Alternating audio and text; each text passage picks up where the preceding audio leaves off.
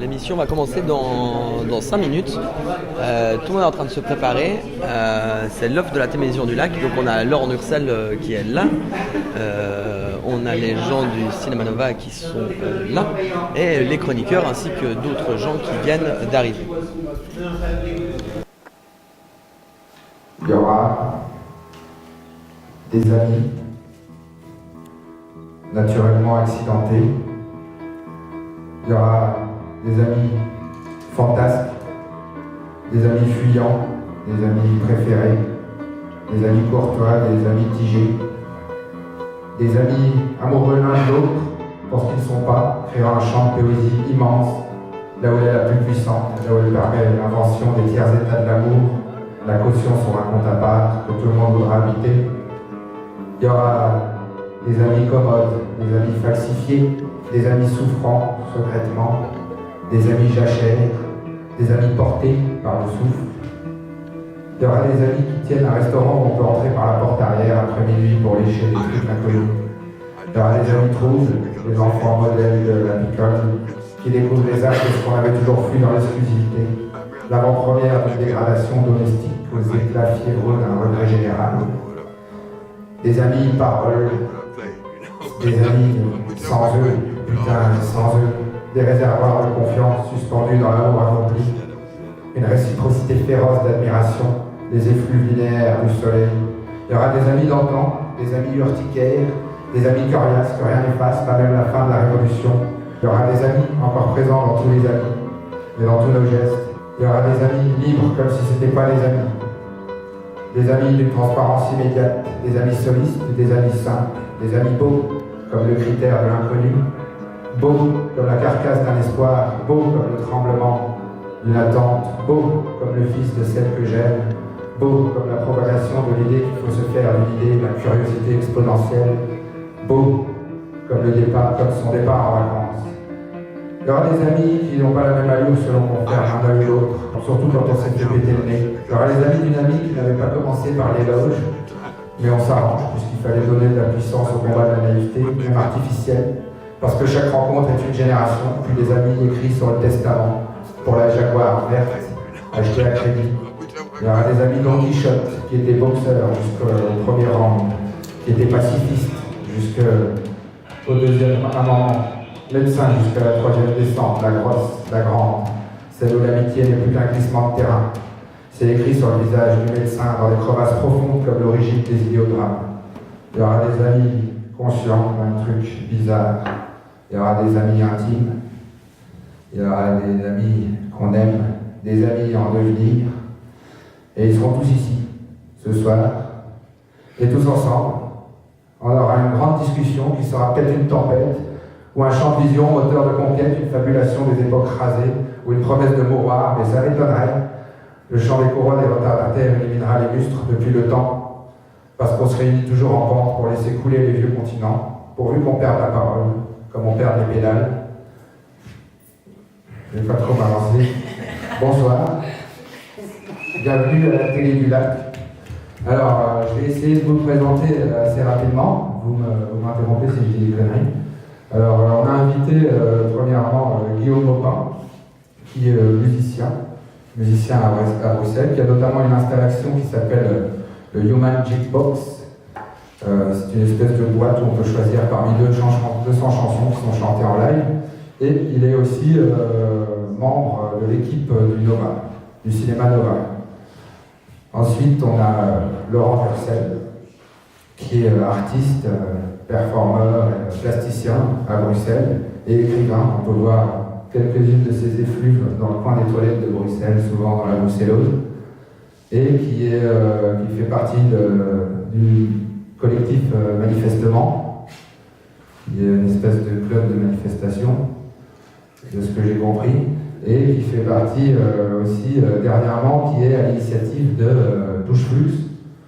Donc c'est un lieu à Bruxelles, comme son nom l'indique, qui propose des belles douches pour les personnes dans le besoin, à des prix qui avoisinent 1 euro, et puis toutes sortes de services, c'est une espèce de plateforme de services, plateforme de réinsertion, comme vous aimez défendre, Et donc il y a aussi des services de consigne, de lave-linge.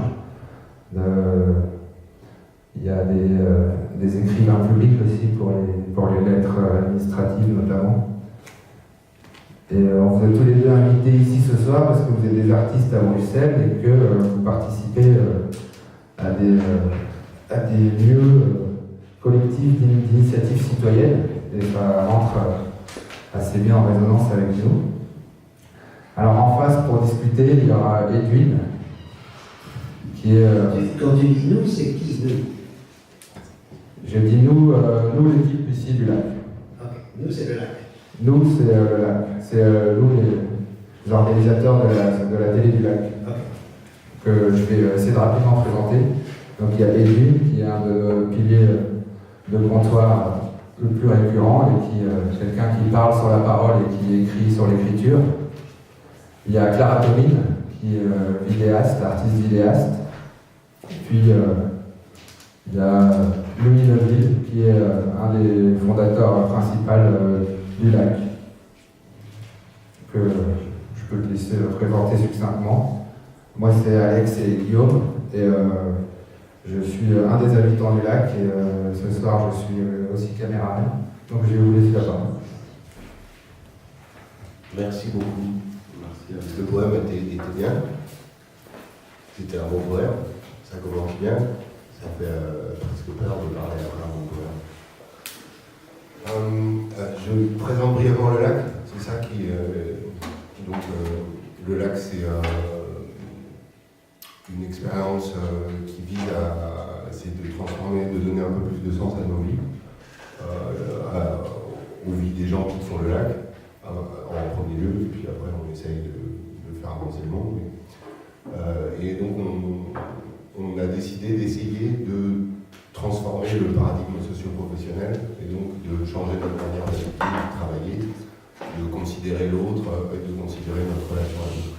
Donc on travaille là-dessus et ça donne rapidement une architecture, un local dans lequel on a des activités qui sont souvent culturelles parce que c'est là où on a une expertise. Mais si on était, en fait, ce mode de vie peut se penser aussi, on pourrait imaginer, c'est une colocation de différents savoir-faire qui se rencontrent et qui vont avoir le fruit d'un local commun. Donc on peut imaginer une équipe avec un menuisier, un plombier et un charpentier qui se servirait de l'excédent local pour faire showroom de temps en temps, et pourquoi pas acheter des pièces, etc. Et ils auraient une buvette, ils feraient des événements et ils partageraient leur clientèle, leur réseau de partenaires, etc. Ça serait... ça aurait du sens aussi, c'est ça que...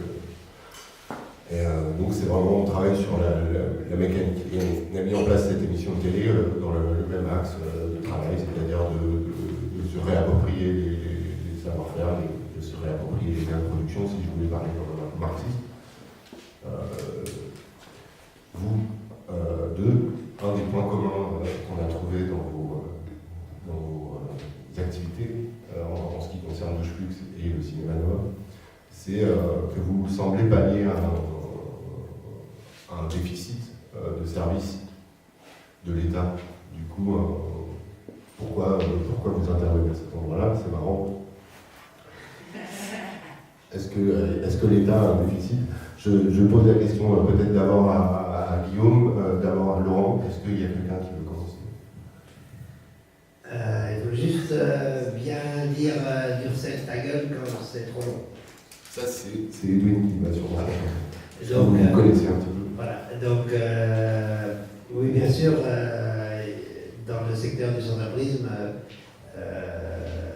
la plupart des intervenants estiment qu'en théorie, ça devrait être l'État qui intervient, puisque les gens payent des impôts, et quand on paye des impôts, c'est pour un service public, et il n'y a pas de vocation spécialement aux initiatives particulières.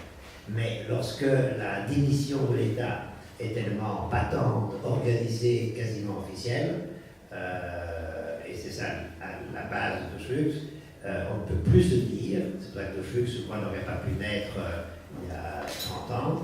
Il y a 30 ans, les gens pouvaient dire « Ok, mais c'est l'État quand même qui doit pallier ». qui doit s'occuper des sans-abri, etc. Maintenant, la démission, la faillite de l'État est tellement patente, l'explosion de la grande pauvreté à Bruxelles, comme dans toutes les grandes villes, est tellement flagrante qu'on ne peut plus dire c'est plus à la société civile de se retrousser les manches. Donc, aujourd'hui, oui, c'est vrai, il y a des initiatives comme Pushflux, il y en a plein d'autres qui peuvent naître. Mais la question, est-ce que c'est l'État qui devrait le faire ou pas, n'est plus très intéressante. Je crois que c'est une vieille question. Super. Pareil pour Guillaume, c'est une vieille question, déficit de l'État. Ouais. Pas lié au déficit de l'État aujourd'hui, c'est une question, il faut le faire de toute façon. Je rebondis sur ce que dit Laurent, c'est que Desproges parle de ça dans les années 80, il y a une querelle entre Desproges et Coluche. Desproges, il se moque pas mal de Coluche, qui est une star, et qui s'occupe des Restos du Cœur, et il dit moi je vais créer les Restos du Foie, pour mes copains Méribel qui mangent trop de foie gras, et il dit moi je donnerai au Restos du Cœur quand je paye des impôts et l'État doit s'en occuper. Et j'entendais dire ça quand j'étais plus jeune, et je me disais ah ouais tiens c'est vrai que c'est pas bon. Mais je te rejoins, je crois qu'on est plus dans les 80, on s'en fout de ce que dit des proches. Et là-dessus en tout cas. Et alors moi par rapport au Nova, moi je suis à la Nova, c'est un lieu qui existait déjà. Donc je me suis pas dit tiens, qu'est-ce qu'on va faire. Mais ce que je sais de Nova, c'est qu'on se retrouve des fois dans des réunions publiques, dans des réunions où on est invité avec d'autres lieux, où à Bruxelles on essaie toujours de faire des plans culturels sur Bruxelles. Donc les francophones en font un, les flamands en font un, personne ne se met d'accord. Et on nous pose des questions sur comment on voit ça, et donc voilà, on crée des lieux à Bruxelles et on se demande qu'est-ce qu'il faut faire pour intéresser le public, et nous on leur répond, mais nous on est des gens du public qui avons créé un lieu pour voir les films qu'on avait envie de voir. Donc c'est d'autres types de questions.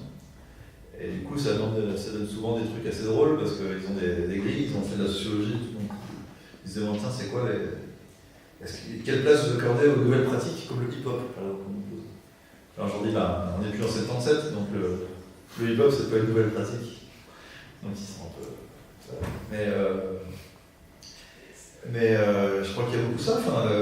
L'État essaie le politique essaie souvent de créer... je parle pour des choses culturelles, parce que c'est au Nova que je travaille, que je suis né là. L'État essaie de créer des lieux culturels, on met des sous. Je ne vais pas citer d'endroits récents qui les ouvrent. Je t'en prie, cite-les. Ce soir, on dit tout. Sinon, je pars. Ah non, c'est pas. Non, vous imaginez à peu près un type de lieu, non? Je n'imagine rien, j'attends le nom.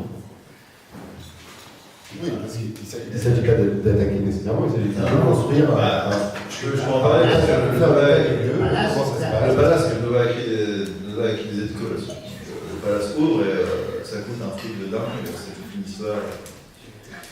Bruxelloise, d'appel d'offres organisés dans les francophones, et puis on met autant de sous là-dedans, et puis le lieu ouvre, et on ne sait pas ce qui va s'y passer.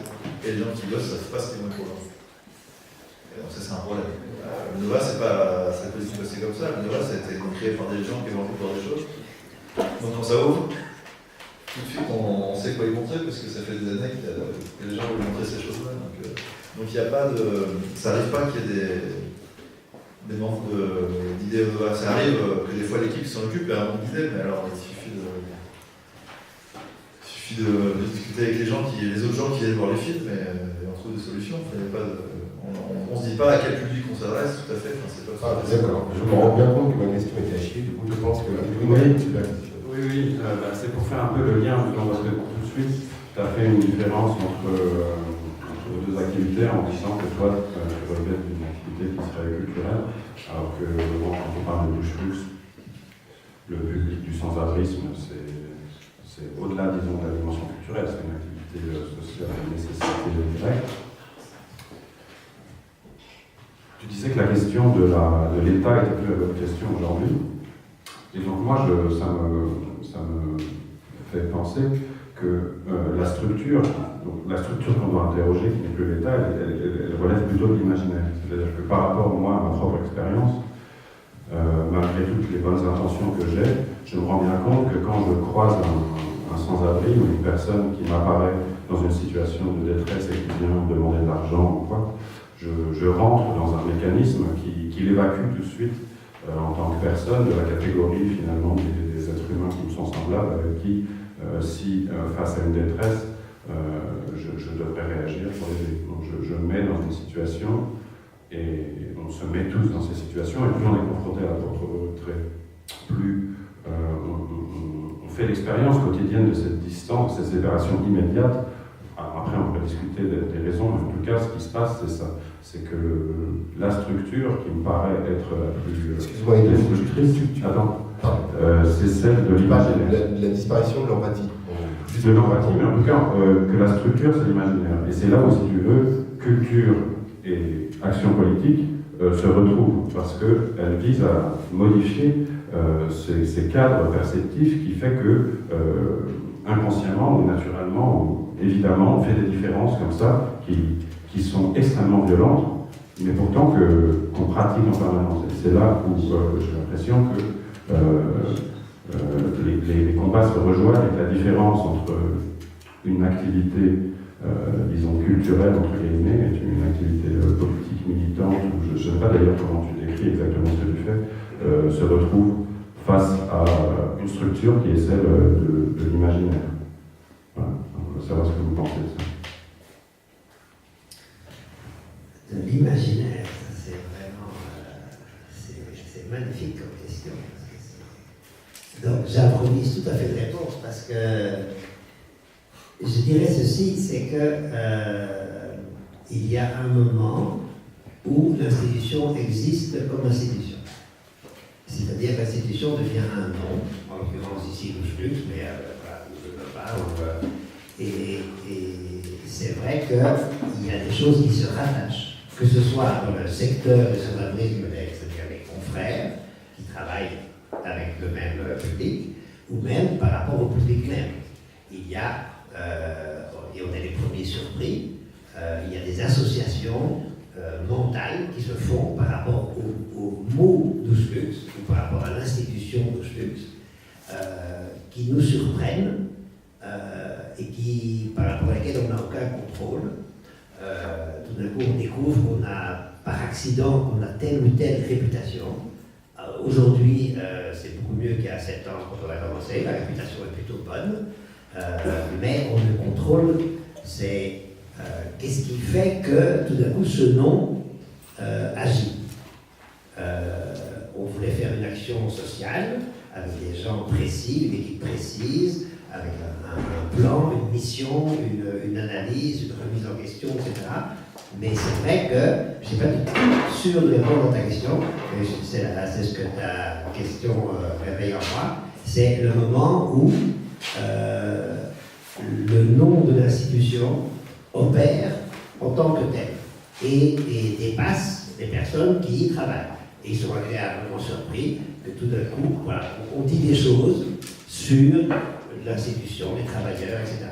Mais ça n'a pas toujours, il n'y a pas vraiment de connexion. Ou bien, pourquoi maintenant? On aurait pu dire ça il y a 4 ans, et pourquoi ça vient maintenant? Donc ça entre dans l'imaginaire, et ça réveille une chose compliquée. Ça, c'est le travail social compliqué, parce que, je ne sais pas si c'est ça dans toutes les institutions, mais où il faut... est-ce que l'institution est une fin en soi? Est-ce que la survie de l'institution est importante? Jusqu'où faut-il s'occuper de la préservation de l'institution? Je veux dire, très concrètement, lorsqu'un sans-abri sous influence, comme on dit très pudiquement, ça veut dire complètement shooté ou médicamenté, ou commence à avoir un comportement difficile à gérer, il y a un moment où l'institution va décider, ok, on va lui dire de sortir, ou on va le sortir de force, voire on va appeler les flics pour qu'ils sortent. Mais là, l'institution se protège elle-même en tant qu'institution. Parce que la personne dont on parle, qui est le cas extrême, l'institution a été créée aussi pour la sauver, aussi pour l'aider, aussi pour l'assister, aussi pour entrer en lien avec elle. Mais il y a un moment, dans les cas extrêmes, où il faut choisir, est-ce que je vais sauver l'institution ou est-ce que je vais enfin sauver n'est pas le bon terme, est-ce que je vais préserver l'avenir de l'institution, la pérennité de l'institution, les finances de l'institution, le financement, la réputation de l'institution, ou est-ce que je vais évacuer, dégager gentiment cette personne qui aurait peut-être une influence négative sur le public, sur la réputation, sur... et la tragédie, c'est que parfois il faut choisir cette personne, sans elle, l'institution va mieux et fonctionne mieux, mais en même temps on se tire une balle dans le pied. Okay. Je crois ne pas du tout avoir répondu. Oui, voilà. Là, tu as glissé de l'imaginaire à l'institution, mais c'est vrai que c'est tout à fait lié parce que, enfin, moi, disons, d'après mes lectures, le dernier niveau de l'institution, c'est de l'imaginaire. Au départ, tu as des pratiques qui s'instaurent en valeur, qui se structurent dans un langage, et puis à la fin, ça rentre dans l'imaginaire, on a l'impression que ça a toujours existé. Donc effectivement, l'imaginaire, c'est un peu le dernier niveau de l'institution, mais c'était pas tellement ça ma question, c'était plutôt sur le fait que, d'un certain point de vue, le fait d'agir culturellement a une dimension politique qui ne dépend pas du contenu de ce qui est proposé, mais du geste qui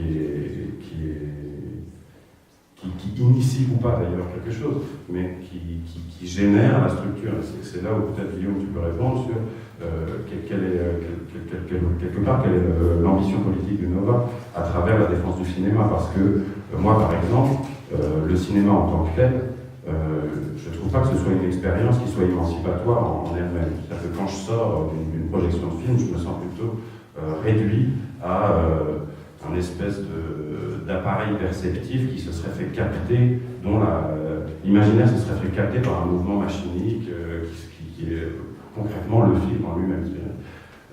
Et j'ai du mal, même métaphysiquement, à penser le cinéma comme une pratique d'émancipation. Donc ça, c'est mon problème à moi. Quand tu sors de la lecture d'un livre, c'est pareil. Non, parce que lire un livre, c'est une activité en soi qui m'extrait du livre, tandis que le cinéma m'oblige à adhérer à la fiction pour pouvoir en jouir quelque part. Mais bon, ça c'est un autre débat, mais bon, qui est quand même assez lié parce que en quoi je ne suis pas certain du tout que l'action culturelle soit liée à l'émancipation politique. Il y a des actions culturelles qui participent au contraire à maintenir des structures de domination avec une culture légitime, une autre légitime, etc. J'imagine que quand tu parles d'imaginaire, tu penses un peu à Gilbert Durand et tout ça, quoi. Mais, Non, je pense à aucun auteur, je pense à l'imaginaire. Écoute, au Nova, déjà, faut pas le prendre mal, mais on n'est jamais aussi nerveux. Donc on n'est pas du tout dans ce genre de questionnement. Et, par rapport au cinéma comme émancipatrice ou pas, en fait, le Nova, il se pense comme un lieu, c'est dans le manifeste, il se pense comme un lieu humain. Donc, le but, c'est pas forcément d'y voir des films, enfin, évidemment, c'est d'y voir des films, mais pas que. C'est un lieu de rencontre, donc c'est pour ça qu'il y a un foyer, enfin là on appelle le foyer, c'est pour ça qu'il y a des expos, c'est pour ça qu'il y a des concerts. L'aspect politique du Nova, il est déjà d'être là, dans une ville, d'y dire quelque chose, dans un certain quartier. Le Nova, il est d'aborder les projections en plein air. Donc le Nova, il y a un festival qui a lieu tous les 2 ans maintenant, qui s'appelle le Plein Open Air. Chef-d'œuvre inouï. Quel lieu en plein air, j'en parle avec d'autant plus de facilité que j'ai. Chef-d'œuvre de quoi en fait? C'est un chef-d'œuvre. C'est l'open air. Oui, mais c'est un chef-d'œuvre de quelle catégorie? De quel type? C'est-à-dire que C'est un chef-d'œuvre. ils ont réussi des projections. Voilà. Parfois, j'ai des problèmes. La programmation du plein open air est un peu trop urbanistico. Voilà. Leur côté lutte urbaine, ok, c'est bien, mais il y a d'autres choses dans la vie. Et dans vos programmations tout au long de l'année. Donc, moi, je vais jamais au Nova. J'y vais une fois par an. Mais j'adore lire votre journal. Et j'ai l'impression d'être au cinéma. Et c'est magnifique. Ce journal est magnifique. Je le lis toujours longtemps. Guillaume, tu peux continuer? Ouais. Et donc, moi j'ai participé très rarement au film Plein Open Air, donc je peux en parler en 2 ans plus facilement. Mais c'est né de ça, c'est-à-dire que c'est d'abord des gens qui ont organisé des productions en plein air à Bruxelles, dans les années 90, donc un Bruxelles qui était vraiment différent de celui d'aujourd'hui, qui était peuplé de chancres et de lieux vraiment problématiques. Et donc, il y a eu beaucoup de projections en plein air. Et puis ces gens, à plusieurs assos, se sont dit, tiens, si on avait un lieu en plus, on passait des films. et on pouvait discuter, même quand il ne fait pas assez beau pour faire des projections en plein air, ce qui à Bruxelles est quand même souvent. Donc le Nova, c'est un lieu. Tu viens de donner une des clés de l'existence du Nova en fait. Ouais, je suis. C'est génial, non mais c'est authentique. Non, je veux dire, depuis 2010, on a créé un espèce de réseau qui s'appelle Kinoclimates, justement, on parle de climat. Et c'est un lieu très large comme ça, mais une mise en réseau des cinémas alternatifs dans toute l'Europe. Et là, pour le coup, j'ai beaucoup participé. Et chaque lieu est lié à la ville dans laquelle il est, et à son climat et à sa politique. Par exemple, le Nova, c'est le seul bar où les bénévoles ne payent pas leur boisson. Parce qu'on a assez de subsides pour ça, et qu'on y bosse beaucoup. Et dans plein de cinémas, le bar, il fait vivre le cinéma. Donc, personne ne boit gratuit, c'est pas possible. Enfin, c'est un détail à la con, mais je veux dire, chaque ville. C'est un des problèmes qu'on a à régler au lac. Ouais, moi je trouve aussi le coup des tromblons, ça va pas du tout, les gars. T'accueilles des gens, ils boivent, faut qu'ils boivent avec. Bref. Ah, mais tout à l'heure, on a C'est pas vrai, il y a des tickets poissons au Nova, c'est pas vrai, il y a des tickets. Oui, j'ai refusé les 3 tickets poissons. D'ailleurs, j'aimerais bien. Pour les invités, il y a des tickets à volonté. Ouais, est-ce que je peux Et d'ailleurs, je viens acheter. Si je peux me permettre. C'est entendu. Je viens de 20 €. Oui, je t'offre. C'est 1 euro, le vin rouge? Non, bah c'est gratuit, j'espère. Non, parce que justement, on n'est pas d'accord. Non, mais Je il y a un vrai antagonisme entre les deux, c'est intéressant, on va essayer de le creuser plus tard, peut-être dans la conversation, cette organisation de style ou de je ne sais pas quoi. Mais continuons. Et donc tu parlais de est-ce que c'est émancipateur ou pas, ça dépend de ce qu'on en fait, du film qu'on voit. Alors évidemment, le Nova, c'est le cinéma, ce qu'on appelle l'art total, c'est là où on ne choisit pas. Donc évidemment, quand tu lis un bouquin, tu as ton effort à toi de déchiffrer le signe, de déchiffrer le code. C'est pour ça qu'on peut dire d'une certaine façon la littérature et le cinéma au deux bouts du spectre sont les arts les moins purs, quoi. Moi je dirais pas du tout que le cinéma c'est pas émancipateur. Déjà je me suis posé la question comme ça quand je veux voir un film. Donc, est-ce que l'activité du Nova, c'est-à-dire en tant que structure qui programme de la culture, du cinéma, est-ce qu'elle participe quelque part à un projet d'émancipation politique ou il n'y a pas tout à fait, mais alors, il n'y a aucun rapport. Alors, merci. Ah, c'est super. Je mets un verre dedans. Ouais, pas de vin rouge. Et moi, je peux laisser la bière sur la table. Une pièce par hasard. Est-ce qu'un verre de vin rouge? Il y a évidemment un ou deux projets politiques au Nova, et les gens, ils sont au Nova, les bénévoles, les gens de l'équipe, ils sont pour des raisons très différentes. Moi, je suis arrivé parce que c'est un cinéma. Donc, quand je suis arrivé, j'étais très jeune, la politique, je n'avais rien à foutre. Les gens qui parlaient de politique, ça me paraissait complètement absurde. Donc, moi, je suis juste que c'est un cinéma. Donc, je parlais de cinéma quand je suis arrivé au Nova. À tel point que je saoulais les gens, ils n'avaient rien à foutre de mes théories sur le cinéma. Et c'est au Nova que j'ai appris, ça m'a aidé à être plus ancré, quoi, à comprendre que voilà, si on est. Parce que je ne savais pas que j'allais rester aussi longtemps à Bruxelles, ça fait 16 ans que je suis à Bruxelles. Et moi, je suis allé au cinéma, je pensais que j'allais rester 1 an à Bruxelles. Mais c'est marrant parce que le Nova il a été créé pensant durer 1 an. Le Nova il s'est créé en pensant durer 1 an ou 2, c'est pour ça qu'il s'appelle le Nova. Parce qu'il voulait une espèce de supernova qui illumine très fort mais qui s'en va très vite. C'est un cinéma d'urgence. Les gens, quand ils ont fondé le Nova, ils ont dit c'est un cinéma d'urgence. On a urgemment besoin de voir ces films et de les montrer, et ça ne va pas durer longtemps. On utilise ce lieu qui va disparaître, et voilà, ça s'appellera le Nova. Et peut-être justement, moi j'ai envie de revenir sur la première heure de questions sur l'institutionnalisation dont vous avez parlé, qui est intéressante. Le Nova, en tout cas ça me semble être une question parfois à Bruxelles en général, et spécifiquement peut-être le Nova, mais je plaque peut-être quelque chose que moi j'imagine.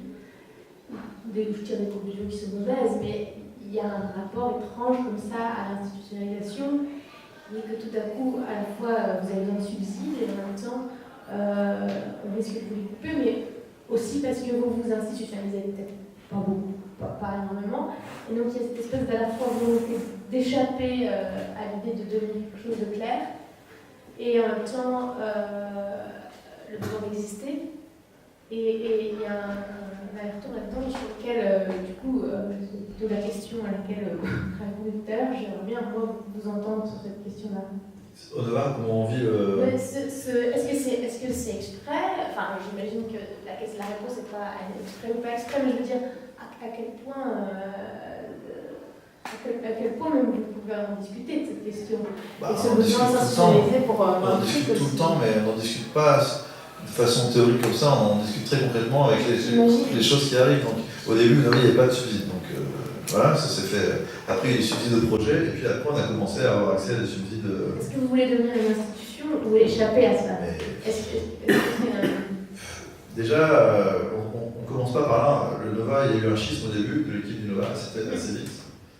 Quand les sous ont commencé à arriver, voilà, on a tellement travaillé, est-ce qu'on salarie des gens ou pas? Et le schisme s'est fait là-dessus, sur le salariat, c'était ça la question. Donc il y a une partie qui a dit on va pas se salarier, donc il y a une partie du Nova qui est partie. Ça c'est moi qui les réponse, qui n'était pas là, c'est comme moi j'ai entendu, et compris. Depuis, il y a eu de plus en plus de subsides de Nova, on a dû engager quelqu'un à mi-temps pour la compta. Et puis, on a été reconnu en éducation permanente, mais des gens du Nova avaient participé à l'élaboration du décret d'éducation permanente avec d'autres gens à Bruxelles. Donc, c'est des gens qui étaient très impliqués. Et puis, quand on a eu des sous pour l'éducation permanente, on a rediscuté tous ensemble et on a dit on ne veut toujours pas être salarié. Or, dans l'éducation permanente, quand tu reçois les subsides, tu dois créer des postes. Et nous, on était contre. Donc, ce qu'on a fait, c'est qu'au lieu de créer un ou deux postes, on en a créé 5. Ça a été des heures et des heures de discussion, des mois et des mois, et on a créé ce qu'on appelle les postes tournants. C'est-à-dire que c'est des postes que tu peux faire pas plus de 3 mois, finalement maintenant c'est pas plus de 6 mois, il y en a 5, et ils sont payés que 15 heures par semaine. Et comme ça permet que tout le monde ait accès à ce peu d'argent qui arrive au Nova pour gagner des sous un peu. Et surtout, ça permet que personne soit à un poste où il soit déboulonnable, pour reprendre le boulon. Et le verre de vin. Voilà. Et oui, le verre de vin, bon boulon. Et petite question du public, est-ce que ça a vraiment marché le déboulonnable pour tout le monde? Est-ce que ça dure vraiment 6 mois? Ouais. Alors. Bah oui, On a ça avec les espions. oui, non, si, C'est la deuxième fois qu'il qu'il ment.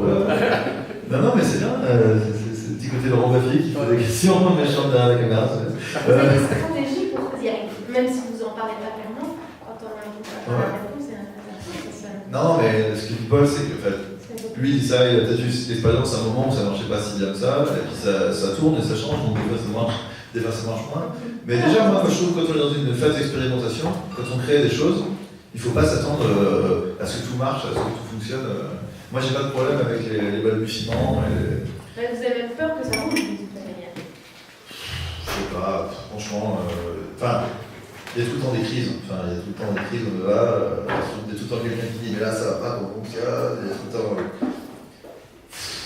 Moi ça me dérange pas, quand quelqu'un me dit ça, je dis posons-nous calmement, cite-moi. Alors moi, ça après ça en tant que musicien, j'ai toujours bossé avec des exemples. Donc je parle pas en théorie jamais. Donc quand on me dit ça fonctionne pas, je dis ok, alors cite-moi un cinéma ou un lieu qui fonctionne. Citez-moi un exemple, le lieu où ça fonctionne nickel.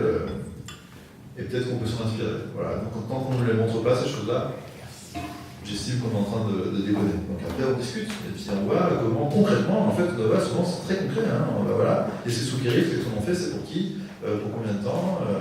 Une fois que ça se met en place, finalement, je m'en sors pas trop, c'est trop de boulot, ok, alors faut redéfinir les tâches. Je dis pas que c'est tout le temps super cool, quoi. Enfin, il y a des aspérités. Mais moi, je suis dans un lieu comme le Nova pour qu'il y ait des aspérités. En fait, ça me fait penser quand même à quelque chose qui est intéressant au niveau de peut-être de souligner une opposition qu'il y a entre le fonctionnement du Flux et puis en fait, j'aimerais bien avancer peut-être davantage aussi dans qui vous êtes individuellement, etc. Laurent, toi, pourquoi tu fais Douche Flux au fond? Je sais que cette question a l'air comme ça, mais il y a tout un parcours où tu as toute une carrière une tentative de carrière, je sais pas, pour devenir un artiste contemporain. Et à un moment, tu fais une œuvre qui est à la fois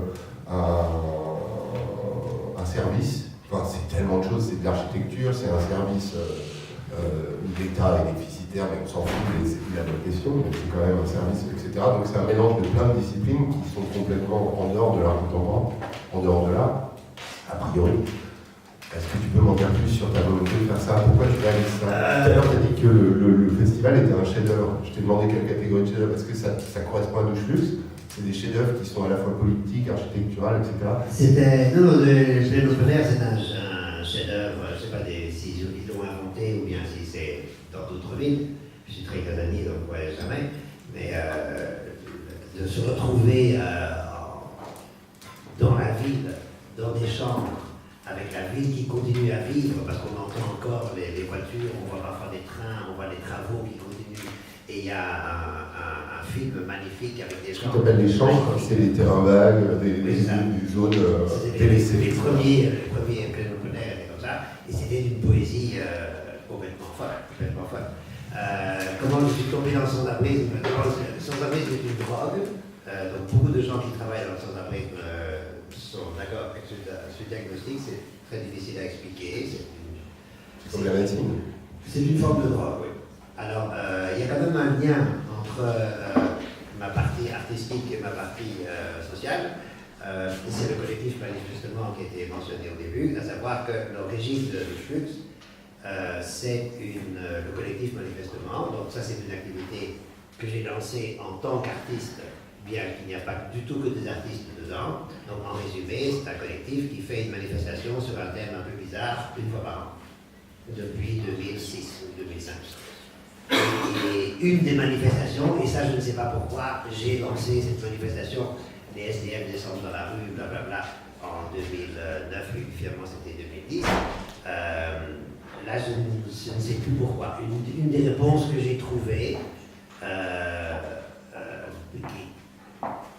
qui est complètement idiote, mais c'est la moins mauvaise, c'est que j'ai dû, dans une autre vie, que je ne crois pas aux autres vies, j'ai dû être un SDF dans une autre vie. C'est-à-dire que j'ai une matière chorégraphique et performative avec les SDF. Je organise un grand ballet de SDF, c'est une chorégraphie, elle est performative, elle va complètement remuer le réel, elle va donner à voir quelque chose qu'on ne montre pas. Enfin, je le vois plus comme ça, moi. Alors, je réponds de manière très provocatrice à ta question. Oui. Il y a un grand ami, artiste d'art. On parle d'une vie antérieure, c'est très étrange. Non, mais qui m'a dit à un moment, voilà, j'ai voulu dans ma vie artistique, c'était un énorme projet qui m'a beaucoup motivé, 75 000 €, c'était magnifique, pour devenir le candidat belge à la Biennale de Venise, enfin, le lauréat, le représentant belge à la Biennale de Venise de 2015. J'ai travaillé pendant 4 ans là-dessus pour comment faire pour être le lauréat, pour gagner, pour me retrouver à Venise. Et un ami, donc artiste contemporain, m'a dit enfin, Douflux, c'est ça ton œuvre d'art contemporain. Et quand il m'a dit cette phrase, ce que tu es en train un peu de répéter, cher Louis, ça m'a fait vraiment un court-circuit mental. Tu t'en étais pas rendu compte? Non, j'ai dit surtout pas ça. Surtout pas ça. Donc mon cerveau est organisé en 2 choses. Il y a 3 choses. Il y a la langue française, il y a l'art contemporain et il y a 2 choses. Mais il n'y a aucune connexion entre les 3. Et ma survie mentale dépend de ce cloisonnement extrêmement bien organisé dans mon ordinateur. Est-ce que vous comprenez que nous, on qu'on fasse des liens, ça vous paraît bizarre ou Des liens entre votre pratique artistique, par exemple, les Flux ou entre le collectif manifestement, apparemment ça c'est le lien, mais je veux dire que nous on fasse ce lien et qu'on pose la question, ça vous Oui, je comprends, mais voilà, mais il faut juste accepter la réponse, il n'y a aucun lien. Ok, mais nous on a le droit d'en faire quand même. Non, je vais être honnête avec vous. Parce qu'il faut être, on est au lac, on n'est pas à GRTR. Ça change quoi? Ça change qu'on peut prendre son élan pour répondre à la question. Ça change, plus personne regarde. Non, c'est vrai que il y a un retour de refoulé. Je vais être honnête, c'est la première fois que je dis ça. Il y a un retour chez Clara de refoulé. C'est-à-dire, j'ai 1 minute au moins. Un retour de refoulé. C'est-à-dire que à la faveur de la crise du salut social, et donc vous êtes au courant de la crise du salut social en 2016-2017, et aux chiffres sur le sans-abrisme à Bruxelles, où, puisqu'il y a beaucoup de Français ici, c'est une mafia française, comme tout ce qui se passe souvent à Bruxelles, on se rencontre en fait pour le monde des Français. Donc là, Bruxelles a fait pire que Paris. Paris a doublé le nombre de mal logés en 10 ans. Bruxelles a doublé le nombre de mal logés. Mal logés, ça va jusqu'aux maisons d'accueil, etc. l'escouade de Roumanie en 8 ans. Donc on a fait pire. Et donc, il y a 12 trucs, ça fait un think tank, il y a eu beaucoup de gens. Résultat de ça, il y a eu un mouvement droit à toi qui réunit officiellement 80 associations du sans-abrisme à Bruxelles et qui veut être le bras armé militant du sans-abrisme à Bruxelles.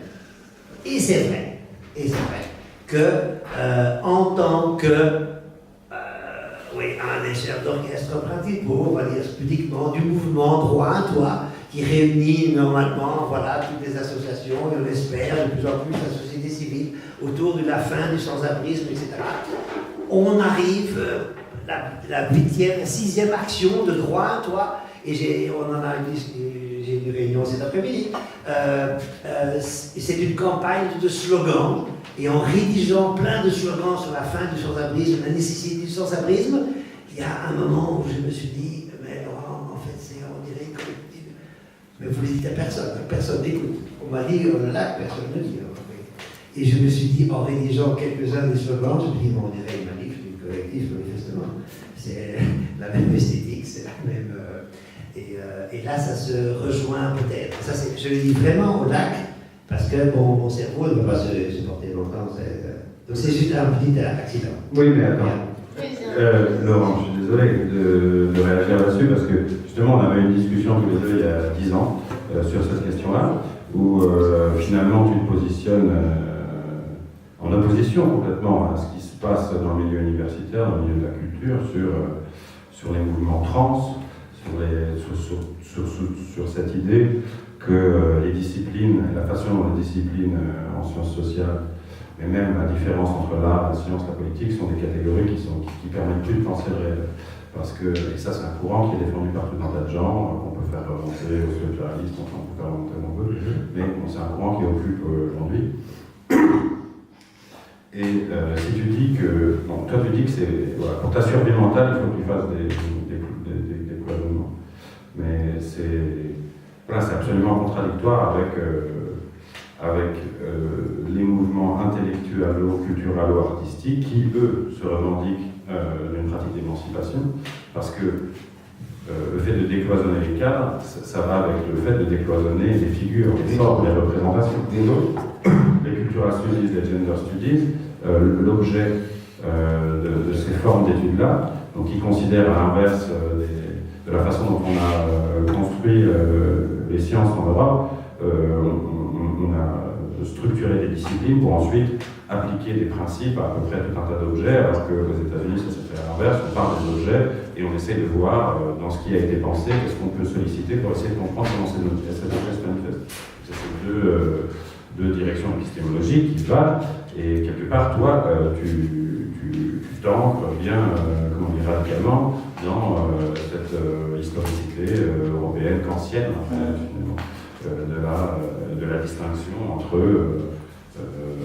les choses et les manières de penser, les manières d'aborder les choses, alors que moi j'ai l'impression que cette distinction, elle est contradictoire avec le mouvement émancipatoire, parce que bon, il faut trouver un mot pour arriver à dire ça, mais auquel tu participes, non seulement dans tes activités artistiques, mais en plus dans ton activité sociale. C'est magnifique le lac, parce qu'on arrive à...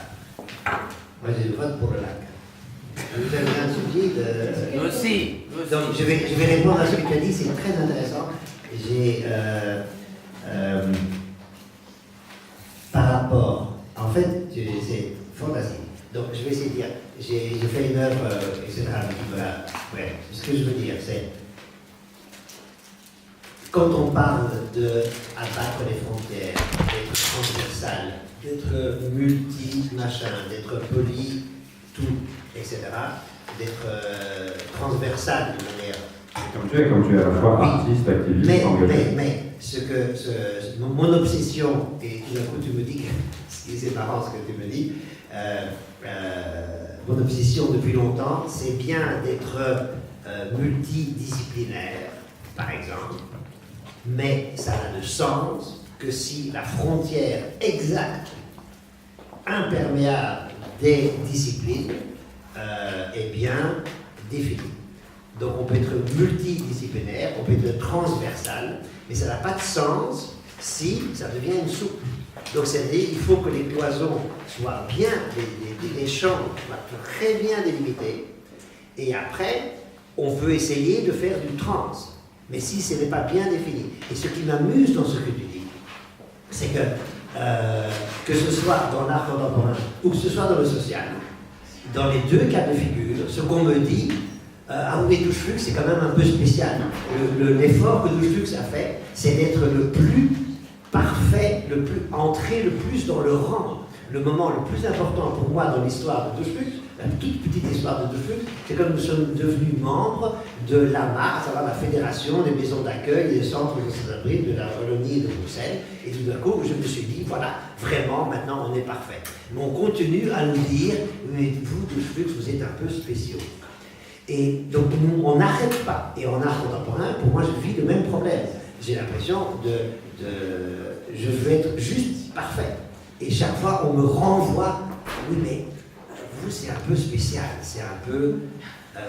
et donc, pour être spécial, il faut d'abord essayer d'être tout à fait conforme et réactionnaire et dogmatique. Et puis, on découvre par l'écho des gens que, en fait, on n'est pas dans les clous. Mais je ne veux que être dans les clous. Toute ma vie, c'est être dans les clous. Ça vous arrange. C'est pas vrai, ça je n'y crois pas. Vous y arrivez. Moi, pour moi, la différence, elle se fait entre justement l'individu et la structure, entre l'individu et le collectif comme, et c'est là, je voudrais donner la parole à toi, Guillaume. Avant, Moi, je me disais là, c'était peut-être le moment au cas où, parce qu'on parle plus du fait que ce soit un peu étrange et tout ça, de montrer au public un petit reportage que j'ai fait là-bas pour voir à quoi ça ressemble. Donc ce lieu où on accueille notamment les sans-abri qui se douchent et tout un tas d'autres services comme les consignes et tout ça. Et des activités et plein de choses. Et donc je me suis permise, moi en tant que discuter avec vous, d'aller faire un reportage là-bas pour voir. Et évidemment, malheureusement, je ne suis pas à Nova aussi, en grande partie, parce que je me suis dit que les gens qui venaient ici chez nous étaient probablement déjà à Nova. Peut-être je me trompe. Même si on n'y va pas beaucoup, pour certains. C'est des gens. Après, on va sûrement pouvoir causer de ça d'ailleurs. Et du coup, voilà, après on fera le lien, je crois, mais donc je me suis dit peut-être avant de continuer à discuter d'un truc, peut-être on peut le regarder un petit peu. Voilà, ça marche. Et après, tu peux quand même continuer. Voilà. C'est là. C'est là. Donc là, on est dans le grand hall. Bon, quand on va en haut, si on visite un peu le lieu comme ça, on a les bureaux où les gens discutent, s'organisent. Ça demande beaucoup d'organisation. Parce que ici, quand tu descends les escaliers, voilà, il y a les douches, quoi. Les douches. On va pas pouvoir aller voir les douches. Hein. C'est pas l'idée, mais on va sentir l'ambiance, quoi. Hein. Là, tac, tac. Voilà. Et ici, on a la laverie. Comme ça, on voit aussi. On peut tout aller voir, quoi. Pour se laver. Là, comme ça, pour mettre les serviettes. Ici, on peut voir les stockages. Avec tous les petites choses. Donc, voilà. On peut entrer? Ah, voilà, ça c'est les vestiaires. Faut mettre, voilà. Et là c'est l'endroit où on stocke les vêtements alors? Ou c'est quoi? C'est le vestiaire pour les gens et pour la douche. Vestiaire. Là qu'elle peut venir à la douche. Voilà. Ah oui, on voit, il y a du shampoing, du savon et des serviettes. Merci madame. Chouette. Voilà. Il y a aussi une infirmerie. Et ça c'est très important. C'est fermé. Elle est ici. Tu vois. C'est une infirmerie. Voilà, ça c'est les douches. Donc les gens qui n'ont pas de douche et souvent qui n'ont pas de maison, ils peuvent venir se doucher ici. C'est quand même vraiment cool parce que c'est plutôt agréable, quoi. peut-être même moyen de faire un petit selfie avec Laurent Durcel si je me mets un peu sur les barres là de vélo. Je vais essayer. Allez, attends, voilà. Ah non, ah si, tu vois là, derrière. Ici. Plus haut. Voilà, là, le gars avec le casque jaune là. Il sort il a une autre porte pour sortir. Là, il a une porte spéciale. C'est intéressant. C'est intéressant ça, tu vois. Il est où son vélo? Il est à l'intérieur là-bas. Ah ouais, d'accord. Donc ça c'est quand même la porte spéciale de Laurent Durcel parce qu'il a son vélo à l'intérieur. Donc en fait, il va sortir par là. Là, tout le monde sort parce qu'on doit sortir. C'est la fin. Et du coup, on peut l'attendre quoi. On va l'attendre pour le voir quoi. Tu vois la lumière du bureau est éteinte. Ah merde, elle se rallume. Et là, la porte s'ouvre. Peut-être on va la voir avec son vélo. Ah, la petite charrette. Voilà. Monsieur Laurent, on vous cherche là, on vous cherche un journaliste. Qu'est-ce qui se passe? Qu'est-ce qui se passe? Je fais un petit reportage pour visiter un peu et voir tout ça avant demain soir. Parce que demain soir, vous allez venir nous voir au lac. Oui, je vais au lac. Voilà. Du coup, mais oui. Je voulais. C'est vous le lac? Faire un tout petit peu. Un tout petit peu le lac. Vous êtes une goutte dans le lac. Je suis une goutte d'eau dans le lac. Magnifique. Et je voulais faire aussi juste un selfie. Voilà, un selfie, voilà. Voilà. Demain, je suis au lac. Et en fait, pour être très honnête, je suis un peu vieux. J'ai oublié. Pourquoi j'ai oublié ce que c'est le lac. Mais j'ai vu l'invitation et j'ai dit je dois y être. Mais je découvrirai sur place pourquoi j'ai trouvé ça génial d'y être. Ah oui. Alors, est-ce que tu as découvert sur place pourquoi c'était génial de Tout à fait. Je suis très content d'être ici. J'ai pas tout compris, mais je sens que c'est de place to be. De place to be. C'est un vrai traquenard. Clara, c'est ça Clara? Ouais, c'est vrai. Non, mais j'ai bien expliqué que la porte spéciale c'était parce que il y avait un vélo. C'est juste à cause du vélo. J'imagine que les autres qui ont des vélos, ils ont une sorte aussi par la porte spéciale. Absolument. J'ai bien expliqué ça. Hein. C'est pas la porte du président. Donc alors pour revenir à des questions un peu plus métaphysiques. Oui, simplement, c'est vrai que ce que tu disais pour introduire le reportage, c'est qu'on est des utilisateurs, des usagers du Nova, et c'est vrai qu'on n'a pas de studio, donc on a noté à ce moment-là une différence. Et c'est vrai que vous avez failli vous faire retirer vos subsides parce que vous étiez à tort ou à raison, je ne sais pas, mais je crois, il me semble, accusé de ne pas faire assez de rentrées en fait. Non, c'est plus compliqué que ça s'adressait à un public trop spécifique. Non, c'est pas du tout ça. Enfin, en fait, on reçoit des subsides de plusieurs institutions. Quand on connaît Bruxelles, on se doute. La DGC, la COCOF, la communauté française. Laurent, tout précis. Il faut qu'on est un peu marxiste ici, donc les chiffres et les noms. Tu parles, camarade. Les chiffres, les noms et les montants. C'est rien. Donc VGC, COCOF. VG. Enfin. VGC. Ouais. COCOF. Communauté française. Oui. Éducation permanente. Putain. Et le total, c'est 60 000. Non, plus. 200 000. Il y a 200 000. Ouais, plus de 200 000, je pense. Vous payez de Vous échangez les mais on n'a rien, on a la communauté française a enlevé 20 000. Oui. Nous, on pense que c'est parce que le Palace ouvre, en grande partie. Qu'on enlève on a enlevé des sous à plusieurs cinémas. C'est à nous qu'on enlève le plus en prétextant qu'on a des moyens de communication désuets. On bosse pas avec ces films belges. Et par rapport à tout ça, je m'étais demandé, mais c'était en préparant la réunion, et c'était il y a longtemps, et voilà. Oui, sentait pas bon. Est-ce qu'il y aurait peut-être moyen de faire la pub pour le Nova Flux pour ramener les gens du Flux au Nova pour qu'il y ait plus de monde?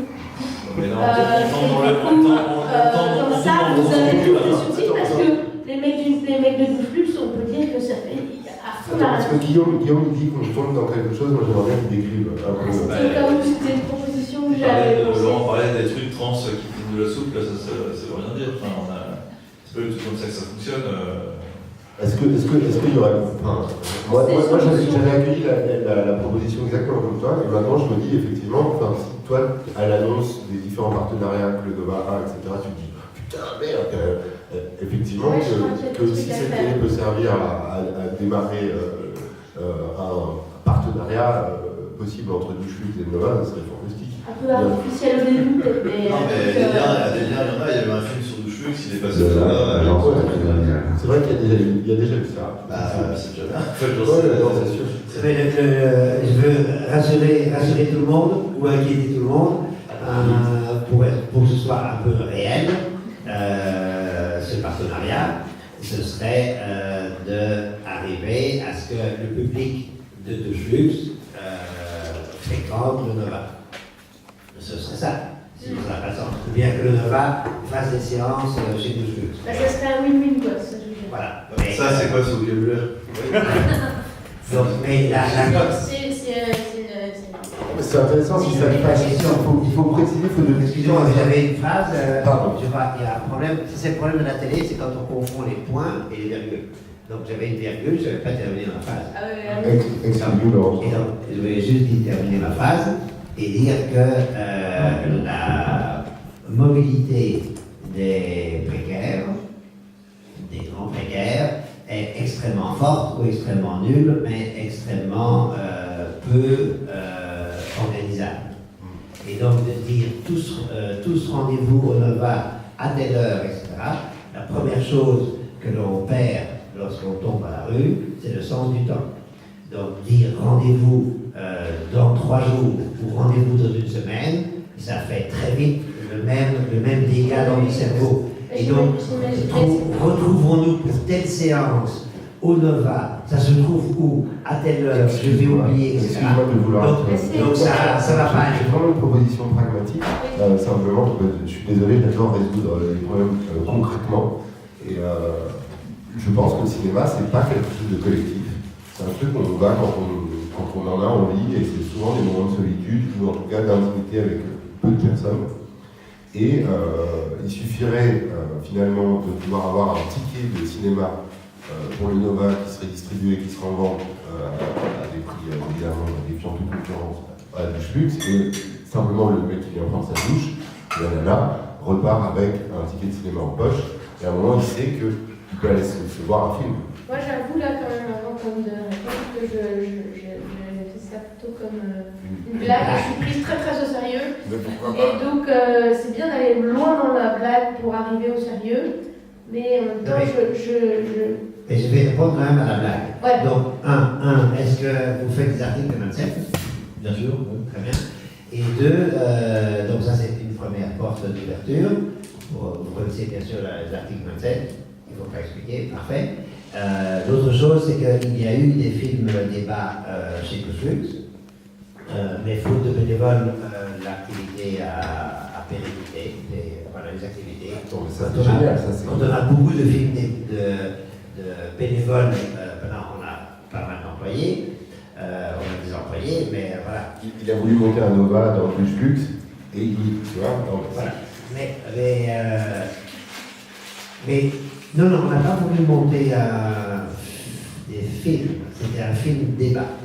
C'est-à-dire les activités chez Dushflux, magazine, film débat, radio, etc. C'est l'axe principal. Ce qui va rejouer, parce qu'il faut un peu valoriser Edwin ici, qui est un peu perdu avec sa question d'émancipation. Donc l'émancipation traduite en termes dushfluxiens, ça veut dire, je la traduis, c'est-à-dire la revalorisation de l'image des plus précaires à leurs propres yeux. L'émancipation serait, on met la barre juste là.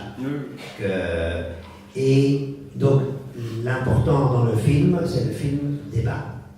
C'est-à-dire que la personne impliquée dans cette activité de film débat ait pu participer au choix, au débat, à la diffusion du film, à au texte qui va archiver ce qui se sera dit ce jour-là, et qu'à la fin, la personne puisse dire je suis auteur, co-auteur, de manière non pas artificielle mais réelle, et j'ai permis que ce film soit présenté, et voilà. Donc, le film, excuse-moi, c'est la grande différence entre nous, c'est que tu as dit, je suis venu en Belgique pour un an pour le cinéma. J'imagine que tu as trouvé un grand amour. Tous les Français que j'ai rencontrés sont venus à Bruxelles pour peu de temps, et puis il y a une histoire de cul, et ils restent pour plus longtemps. Est-ce que c'est ton cas, Guillaume? Non. Ok, tu ne vas pas répondre, mais la réponse, ton silence est très éloquent. Et donc, ce qui est intéressant, la grande différence entre nous, Guillaume, parce qu'on n'est quand même pas ici pour s'entendre, on est ici pour c'est un pugilat, c'est une arène. Malgré qu'on soit habillé de la même couleur avec une chemise. Voilà, c'est que dans le social, tout est un prétexte. Donc, chez vous, c'est pas un reproche, c'est une différence. Il faut qu'il y ait une frontière entre nous. Chez vous, le cinéma est une fin en soi. Dans le social, tout est un prétexte, c'est une occasion. Les gens qui font des douches, les gens qui font du resto, les gens qui font... En fait, on s'en fout de la douche, on s'en fout de la bouffe, on s'en fout de tout. La douche, le resto, l'activité est un appât, un prétexte, un produit d'appel pour créer du lien, pour commencer une relation, pour commencer un travail social avec la personne. Alors on voit, il y a plein de gens qui s'en foutent de la douche aussi, hein, si ça peut te...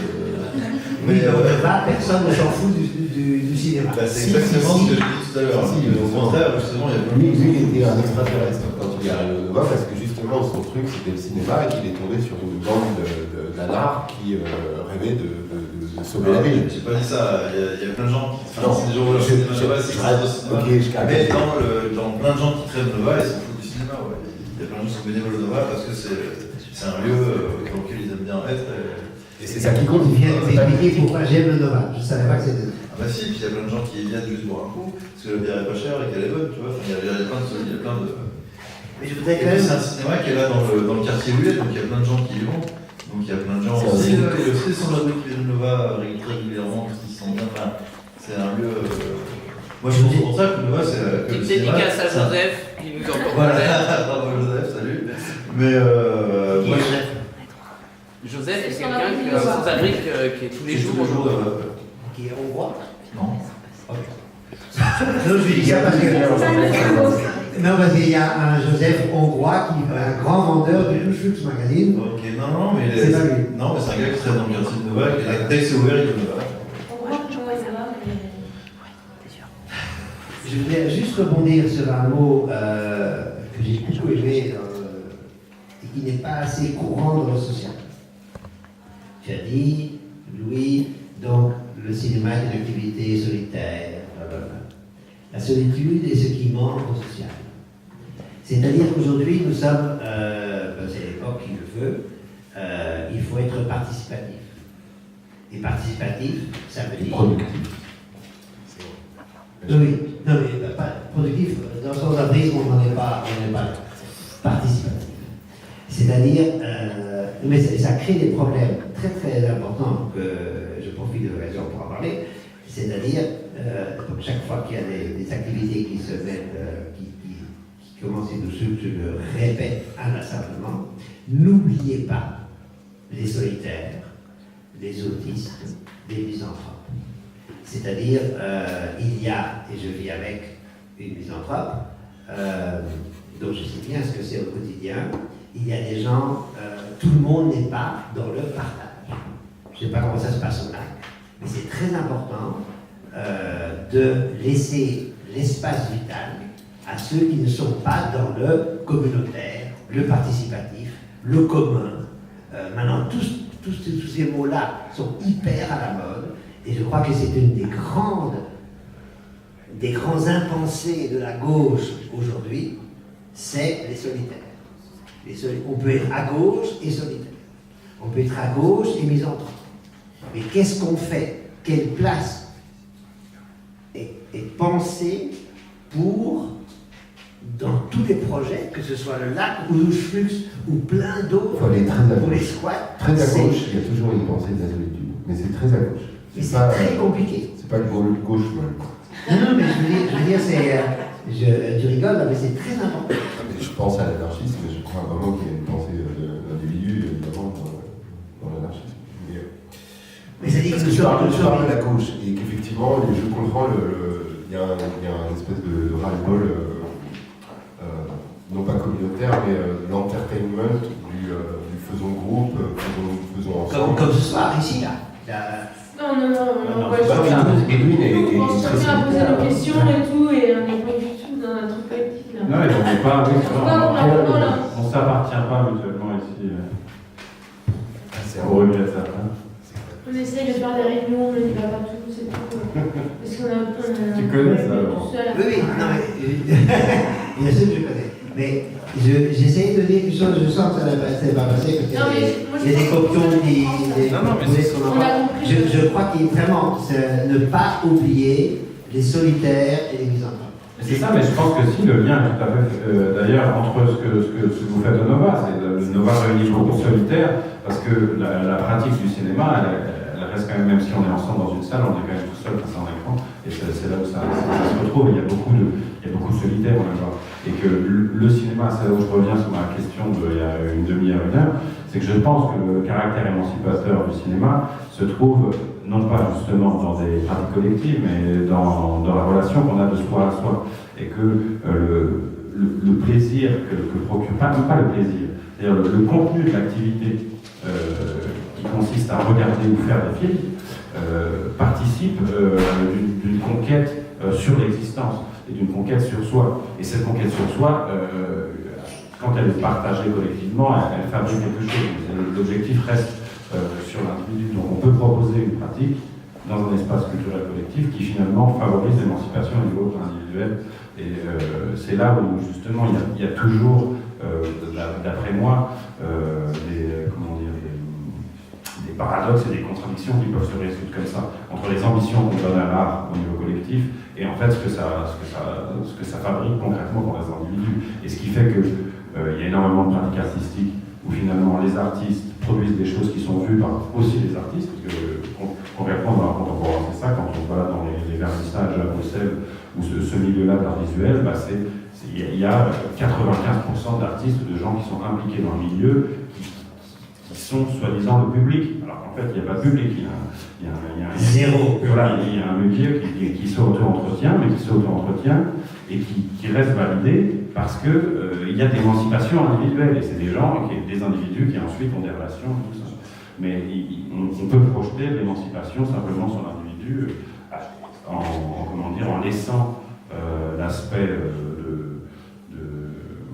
rhizomatique, là où ça se transmet d'individu en individu, en dehors du champ de l'institution, de ce qu'on fait. Nous, on fait des choses pour des individus, et puis ensuite, les individus, ils font ce qu'ils veulent avec leur propre existence. Mais est-ce que tu pourrais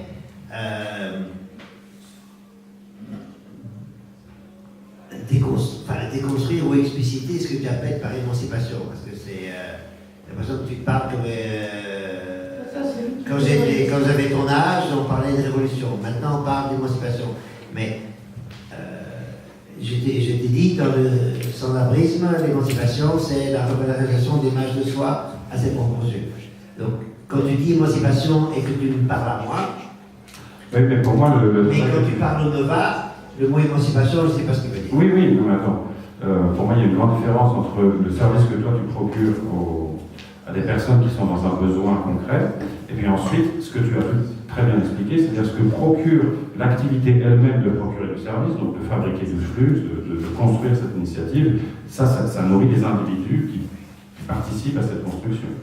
Et c'est là où il y a une différence, c'est que toi tu t'adresses à un public qui, vient bénéficier d'un espace dans lequel il y a quand même vous essayez de réduire la distance entre le public et vous, mais il y a quand même cette distance. C'est-à-dire que toi, tu peux rentrer chez toi. Bien sûr, surtout quand ils sont soudanais, qui ne parlent pas un mot de français, la distance, elle est énorme. Oui, voilà. Tandis qu'au Nova, finalement, les gens qui participent de la production de films, de la diffusion des films, de l'existence de Nova comme structure, et ceux qui viennent au public, en fait, c'est les mêmes personnes, finalement.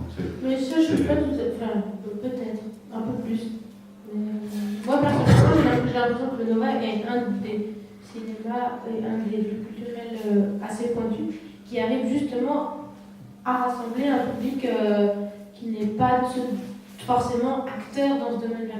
C'est-à-dire pas que les gens qui regardent dans les autres. C'est un lieu populaire. Ils sont justement parmi ceux qui proposent des trucs culturels qui ne soient pas. Mais c'est un lieu populaire, tu dirais. Par rapport au snobisme, par rapport au snobisme qu'il y a dans les lieux d'art contemporain, c'est vrai, moi je parle de fait, hein, je ne m'amuse pas à critiquer l'art contemporain, et qu'effectivement il y a souvent un élitisme ou un snobisme ou une certaine forme, je dirais, de prestance culturelle, on va dire, que le Nova s'applique, il me semble, à bannir. Parce que Est-ce que vous y arrivez? Guillaume, on te prend le micro. Je ne veux pas abolir sa question. Je veux dire, est-ce qu'il y a d'autres personnes que les gens qui vont au Vendôme au Nova? Ah ouais, déjà les gens sont feignants, donc quand ils sont en centre-ville, ils ne montent pas à pied jusqu'au Vendôme. Et inversement, c'est que sur le Vendôme, ils ne descendent pas au Nova, parce qu'après, il faut remonter. Voilà, déjà, c'est pas les mêmes. Jusqu'à récemment, c'est pas les mêmes prix aussi. Puis c'est pas les mêmes films, c'est pas les mêmes réseaux. Non, au Nova, il y a plein de gens qui sont pas du tout dans l'illusion de ce que c'est que la production de cinéma. Les gens, ils n'en savent rien. Enfin, il y a plein de gens qui ne savent pas du tout comment se fait le cinéma, qui viennent au Nova. Déjà, le cinéma, c'est un désert où les gens ne savent pas du tout comment il se crée. Même là où les gens savent le moins comment ça se crée. L'art contemporain, ça intéresse personne. Donc ça va régler. Moi, Je peux en témoigner. Moi, ça m'intéresse pas du tout. Voilà, je pense que. Moi, je me pose souvent la question de quoi on va se rappeler dans 200 ans. Et dans 200 ans, on ne se rappellera pas du nom d'un seul artiste contemporain. Voilà, c'est mon avis. c'est peut-être pas le Laurent Garcel, excuse-moi d'avoir raison. Mais c'est sûr. Donc, et excuse-moi de croire que tu as raison. Voilà. Mais non, Nova, je sais pas. Enfin, je sais pas ce que vous voulez vous répondre de la catégorie socio-professionnelle. Non. On a déjà fait le tour. Je vais rebondir autrement. Je pense qu'on est trop sur les institutions et peut-être pas. Pardon, Clara ? Mais en gros, vous êtes quand même deux agitateurs, indépendamment du fait que tu participes au collectif qui gère le cinéma Nova, indépendamment d'Ouchflux. Vous êtes des individus qui cherchaient à fabriquer quelque chose dans cette ville. Vous le fabriqueriez peut-être ailleurs si vous étiez ailleurs, mais vous êtes à Bruxelles. Et cette chose que vous essayez de fabriquer, de renverser, est-ce que vous essayez de renverser quelque chose? Qu'est-ce qui vous agite en fait tous les deux? Guillaume, peut-être tu peux commencer. Quel est l'objectif? Quand je programme des films Nova, de toute cette agitation, vous êtes tous les deux, toi tu es un artiste qui fait de la folie, qui tourne dans le monde, etc. Tu as cette activité au Nova, tu es aussi un chercheur, tu fais une thèse, etc. Mais il y a longtemps avant de faire une thèse. Je veux dire, il y a ce travail intellectuel, mais il y a ce côté pragmatique, moi, qui m'intéresse. C'est pour ça que qu'on vous a fait venir au lac. Parce que là, on se pose vraiment cette question de la concrétude des idées. Comment est-ce qu'on met des belles idées? C'est bien, moi j'ai vécu 10 ans à Paris avec des gens qui avaient lu tous Stirner, Proudhon, Nietzsche, machin, qui étaient incapables d'appliquer à leur propre vie ces lectures. Et c'était pour moi un drame. Je ne comprenais pas comment est-ce qu'on pouvait aimer ces auteurs et ne pas essayer de vivre comme eux. Tu vois? Donc vous deux, on vous a repérés et vous cherchez à renverser, à transformer, je ne sais pas quoi. Qu'est-ce que vous cherchez à faire? Alors, dans mon implication Nova, à travers ton obligation. Il y a d'abord, voilà, je suis arrivé, je t'en ai parlé avant l'émission, j'étais bénévole dans le cinéma à Poitiers, dans la ville où j'étais étudiant, je projetais des films à 18h le jeudi. Voilà, c'était ça d'être bénévole dans le cinéma, c'est-à-dire qu'il y avait pas de trucs communs. Je suis arrivé au Nova, j'ai pris le train dans ma petite ville à la con en France, au bord de l'océan. Je monte dans le train avec mon sac à dos pour aller à Bruxelles. Et dans le train, il y a deux mecs avec des mobilettes. Et c'est Pierre Carl et Lespinasse. Ça le fait, évidemment. Et donc, je fais Pierre Carl avec mon sac à dos et ma guitare, quoi. Il me dit, ouais. Et je dis, tu te rappelle pas de moi, mais je suis bénévole dans un cinéma à Poitiers, et voilà, je t'ai croisé là, quoi. Il m'a dit, ok, qu'est-ce que tu fais? Je dis, bah, moi, j'ai mon sac à dos, tu vois, je suis encore étudiant, et je viens étudier à Bruxelles. Il me dit, ah, tu veux être bénévole dans le cinéma? Je dis, bah, j'en sais rien, je dis. Il me dit, bah, en tout cas, si tu es bénévole dans le cinéma, t'as quel honneur, hein? C'est vraiment un super cinéma. Ouais. Putain, la classe. Et donc moi j'arrive le premier soir à Bruxelles, j'ai rejoint un pote qui était à la Cambre. Il me dit, je te montre la ville, qu'est-ce que tu veux voir? Je dis, bah, je veux voir le Nova. Donc on va au Nova, c'était fermé, mais il y avait un film de Pierre Carl. Je dis, ouais, d'accord. Ok, d'accord. Et donc j'ai commencé à aller aux réunions du Nova, puis ils ont dit, c'est quoi ce français à la con là, qui arrête pas de parler tout le temps, cinéma et tout. Donc la blague, c'est qu'à chaque fois que Pierre Carl vient au Nova, tout le monde au Nova dit, la prochaine fois que tu vas un gros barbu dans le train, tu fermes ta gueule. Hein. T'es pas obligé de nous avec tous les Français relous au Nova. Moi c'est comme ça que je... Et je sais pas si j'ai cherché à agiter un truc une fois que j'ai commencé à être plus dans l'équipe, mais en tout cas j'ai très vite essayé de montrer des films que j'avais envie de voir au cinéma. Je rappelle qu'à ce moment-là, c'était encore, il y avait le 35 mm, c'était encore le format dominant. Donc de voir un film en 35 mm, ça voulait dire quelque chose. C'était pas comme de regarder la télé où, je rappelle aussi que quand je suis arrivé à Bruxelles, on voyait pas des films sur les ordi comme on les voit aujourd'hui. Hein. Moi j'ai vu des films en DVD à Bruxelles. Aujourd'hui ça paraît archéologique quoi. Mais, donc je crois qu'on oublie très vite avec les cours de technique ce que c'est que voir un film il y a encore 10 ans.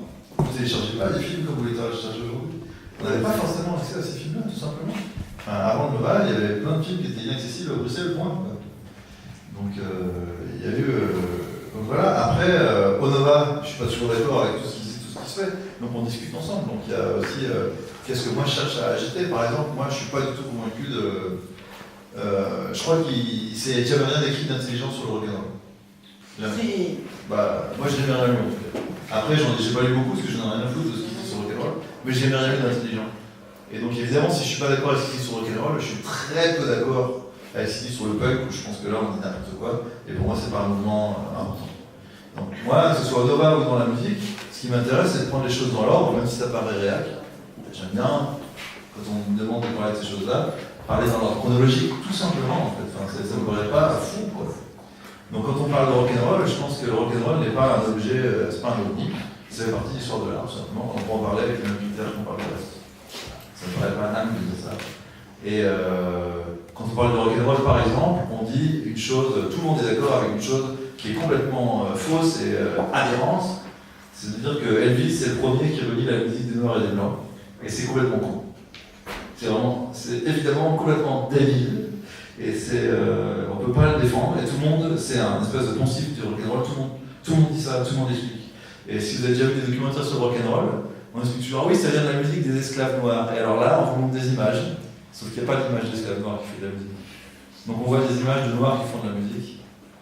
Et comme ça, par association, ok, c'est des esclaves. Et puis après, on dit voilà, et ça devient rock'n'roll. Et on voit une image de Pearl Jam avec Neil Young et les jeans déchirés qui font de la musique de rock de merde. Et qui n'a aucun lien musical ni historique avec... Donc là, on parle plus aux musiciens, Bah ouais, moi je pense que... aux réactionnaires. Voilà. Moi je pense que ce qu'il faut ajouter, c'est remettre les choses un peu dans l'ordre, ça me paraît un peu logique Enfin, je crois pas aux choses nouvelles, c'est pour ça que j'aime pas l'art contemporain, je crois que l'avant-garde, ça a toujours été des milieux de merde, en fait, ça m'intéresse pas du tout. Je crois que c'est par là que ça se passe, et c'est ce qui me plaît au Nova, c'est pas un lieu d'avant-garde, c'est un lieu où il y a des choses d'avant-garde qui s'y passent, mais c'est pas un lieu d'avant-garde, on n'est pas là pour chercher tout le temps des trucs nouveaux, pour savoir ce qui se fait, pour savoir ce qui est cool. Je suis cool, quoi. Monsieur Purcell. Non, ce que j'aime bien dans le lac, c'est que ça me fait dire des choses que j'ai jamais dites. Et Guillaume, je ne connais pas, mais ta dernière phrase, le dernier bout de ta dernière phrase m'a plu. Et donc, ce que je voudrais te dire, Louis, c'est que quand tu dis qu'est-ce que vous voulez agiter ou qu'est-ce qui vous agite, je voudrais dire rien, mais pourquoi tout le reste est tellement mou? Et pourquoi il y a plus d'avoir sur cette table, par exemple? C'est-à-dire, non, laisse-moi, j'étais en train de dire une chose importante, Guillaume, c'est-à-dire que on ne veut rien agiter. Enfin, je vais parler pour moi. Je ne veux rien agiter. Vous êtes d'accord, a priori? Je ne... Simplement, j'essaye de faire ce que je... Que ce soit dans le social ou dans l'art contemporain, excuse-moi. On va pas se mettre d'accord ce soir.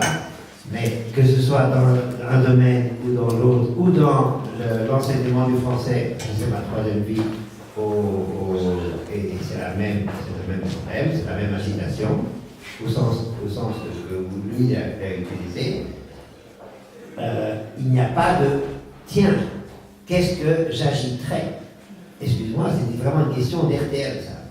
Tiens, vous êtes agitant, vous êtes enthousiaste, vous êtes dynamique, vous êtes, vous rentrez dans le...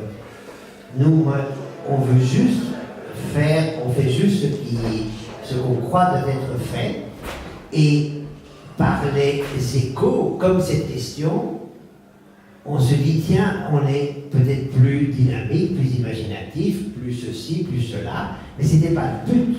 C'est pour ça que le clou de mon cercueil, et j'ai l'âge de devoir commencer à choisir le bois qui est de mon cercueil, donc je suis contre l'incinération, donc je commence à m'intéresser aux formes du cercueil, c'est, parce que tu n'as pas dit agité, mais dans agité il y a provocateur, et c'est le clou de mon cercueil.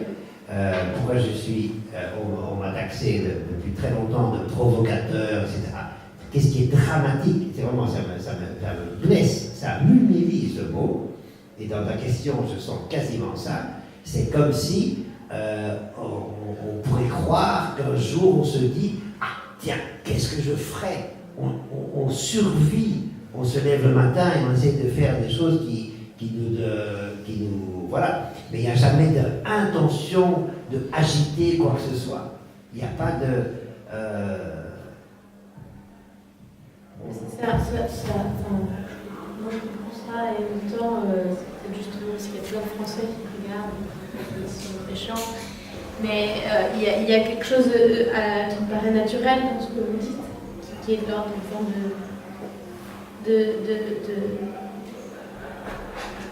Les Français disent que c'est une forme de surréalisme comme ça, et aussi d'autodérision, et de pouvoir faire les choses qu'on pense qu'il faut faire à ce moment-là, sans se demander si ça va provoquer ou non. Et si mais ça va pas bien. Je t'interromps, mais je ne supporte pas ce que tu viens de dire. Tu vois, ça c'est surréalisme, ça veut dire, c'est tout un programme de surréalisme. L'autodérision, ça veut dire, ok, il y a un miroir, etc. etc. On est bien d'accord, ouais. Moi je suis d'accord avec ça, et en même temps... Ce que tu dis me crucifie. Ouais, non. Mais non, parce que je pense pas.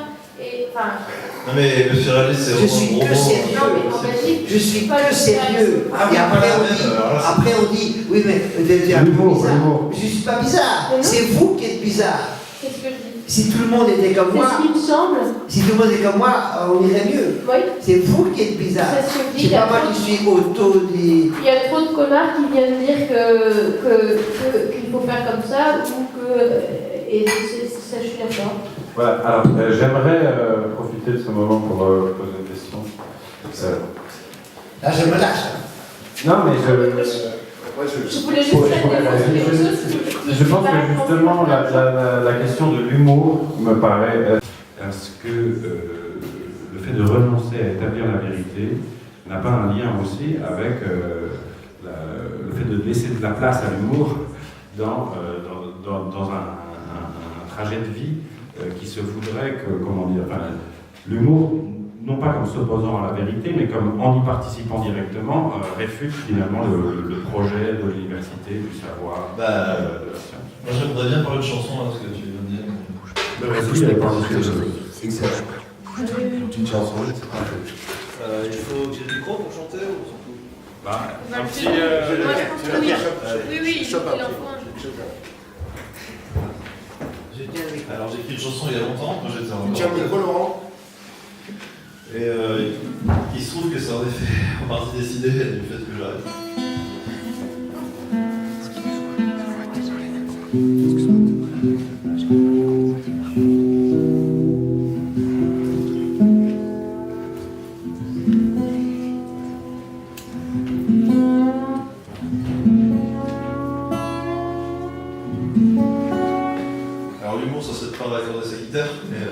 Je fais comme je peux.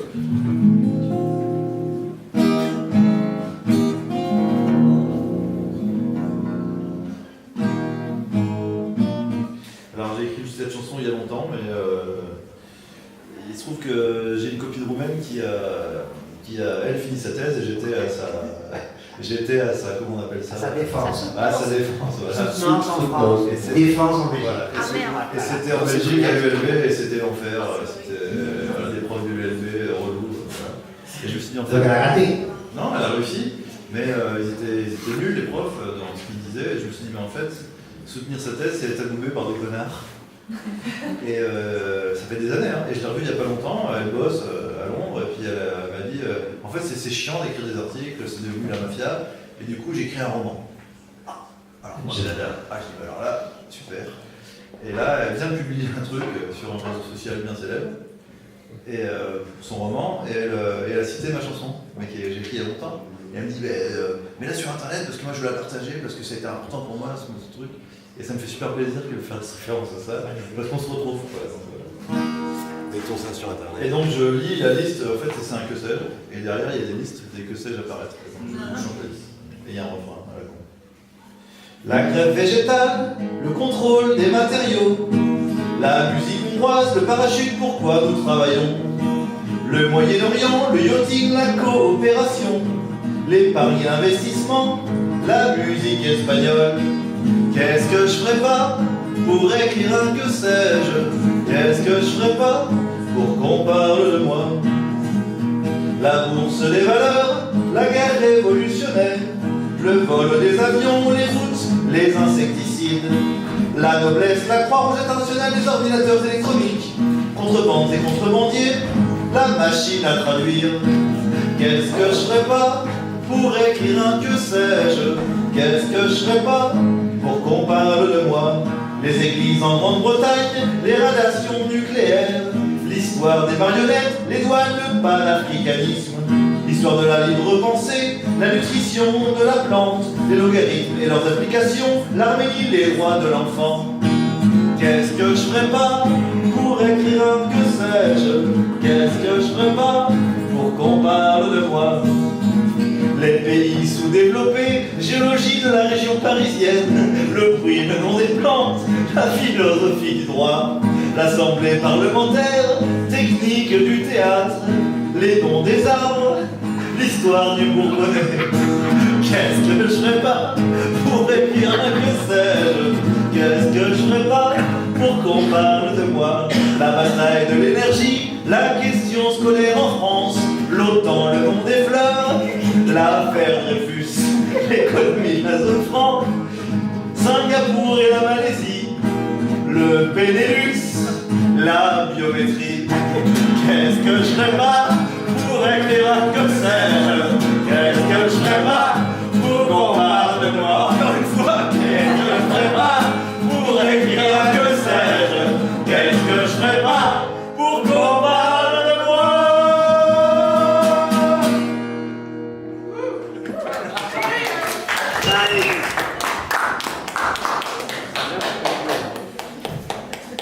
Est-ce qu'on dirait pas un dernier mot après pour conclure?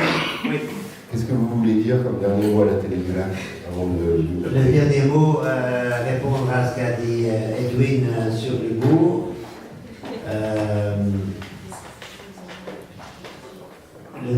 Je voudrais faire part de l'espèce de mini-tragédie, de la solitude, du sentiment d'incompréhension, d'une personne qui est taxée de drôle, de bizarre, de farfelu, et qui se vit comme est totalement normale. Et c'est vrai qu'après on dit, bah oui, Durcet est drôle et bizarre. Un peu comme Nadine Morano, quoi. Mais oui. Et je n'ai jamais voulu être drôle. Mais je remarque que oui, Durcet est bizarre, il fait rire, et quand il parle, tout le monde rigole. Mais je suis terriblement sérieux. Je suis que sérieux. J'ai jamais voulu être drôle. Vous n'avez pas d'humour. J'ai aucun humour. On continue là-dessus. Merci. Vous êtes d'accord? À mon Guillaume, tu veux rajouter quelque chose? Non, moi j'ai fini en chantant, ça me paraît bien. Super. Merci beaucoup. Merci à vous. Merci infiniment. Merci aux gens qui sont là. Merci à la technique, merci au lac, merci à Laurent. Merci au lac. Et je veux dire au lac que je suis très fanatique et je sais nager, donc je suis fait pour le lac. Bravo. Merci Laurent. Merci. Oui, il y a un concept qui a commencé, les Dalton. On va faire un petit changement de plateau, on va remettre le micro, on va prendre 5 minutes pour mettre tout ça en ordre et le concert va pouvoir commencer. Voilà, maintenant c'est notre moment. C'est le débrief de l'émission, parce que étant donné que c'est une émission en train de se construire, il y a plein de choses à faire et à redire. Je pense que tu en as été témoin ce soir. Et du coup, qu'est-ce que tu aurais envie de dire maintenant en sortant comme ça à chaud de l'émission du lac Alors j'étais un peu déçu, je pensais que j'allais plus me marrer. T'as pas beaucoup rigolé? Non. Non, ok. Trop tardivement. Trop tardivement. Ouais. Là, c'est parce que t'as pas voulu pousser la chansonnette assez tôt. Il n'y avait pas la place quoi. Tu vois, bah si, la place tu l'as créée, non? Le Nova, la place tu l'avais créée, non? Ouais. Bah ouais. Et bah toi aussi sur un plateau, non? Ouais. Bah je l'ai créé à la fin quand oui, même. tu l'as créée, oui bien sûr, elle existait, pardon, je suis un peu taquin.